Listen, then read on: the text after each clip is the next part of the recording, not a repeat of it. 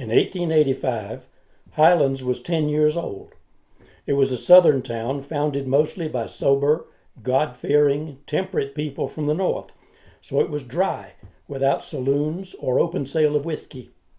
But the immediate neighborhood was rife with bootleggers who manufactured and peddled their moonshine from across the Georgia border to the young men of the town.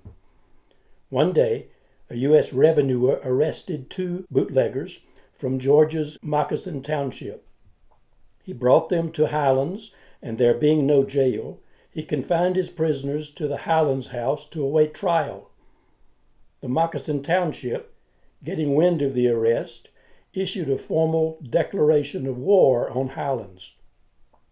It dispatched an army of 18 volunteers who marched on Highlands and bivouacked behind Central House, today's Madison's restaurant, from where they laid siege.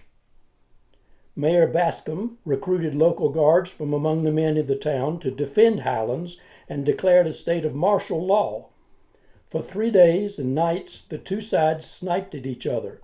Any head that dared peer from behind either building became an instant target. In time, a stalemate settled over Main Street.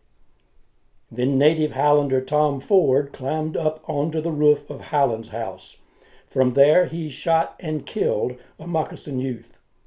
Hostilities ceased, and the Georgia contingent withdrew to Rabun County to bury their dead. But they left behind a letter declaring that once the proper rites had been performed for their fallen comrade, they'd be returning to wage battle to the bitter end. Fearing the worst, Highlands sent out messengers to the surrounding country for reinforcements.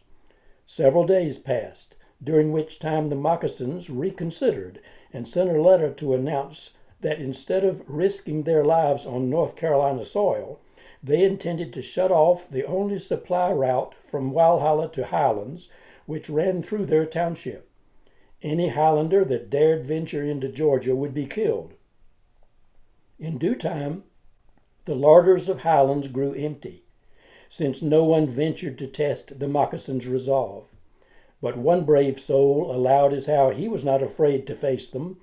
Joel Lovin, a Confederate veteran, grabbed his rifle, hitched up his team, and set out, fate willing, to make the run or do battle. No sooner had he rounded Pine Mountain than he spied 4 Billingsley brothers marching up the road, each toting a Winchester rifle. They were fully convinced that, law or no law, they had the right to make and sell moonshine in or out of state. They were equally intent, conscience clear, on avenging their comrade's death.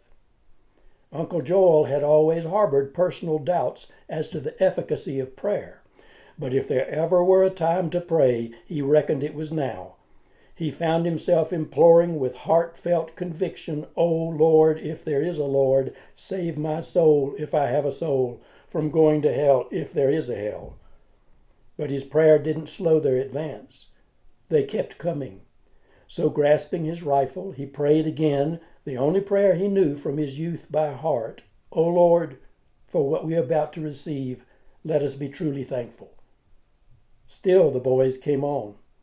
His spirits rising, as they always had when he fought battles for the Confederacy, Uncle Joel laid his rifle across his arm and fervently entreated, "O Lord, if you won't help me, just don't help the Billingsleys." It's certain that the Billingsleys recognized Old Man Lovin even out of uniform. He was widely known for his military prowess, and they must have reckoned that once his mind was made up, he wouldn't back down. He was a formidable threat, but their course was equally and irrevocably set. What happened next remains a mystery to this day. The Billingsley boys silently passed in single file and disappeared into the forest. It was as simple as that.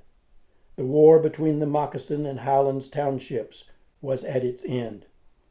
Wiping the perspiration from his forehead, Uncle Joel rolled on and returned with supplies from Walhalla. For his part, Uncle Joel never discovered what saved him, the prayers or the threat. However, 2 things were certain. The war ended, moonshining did not. In these remote backwoods, It was destined to continue unabated as long as one Appalachian mountain remained to curve across the moonlit sky.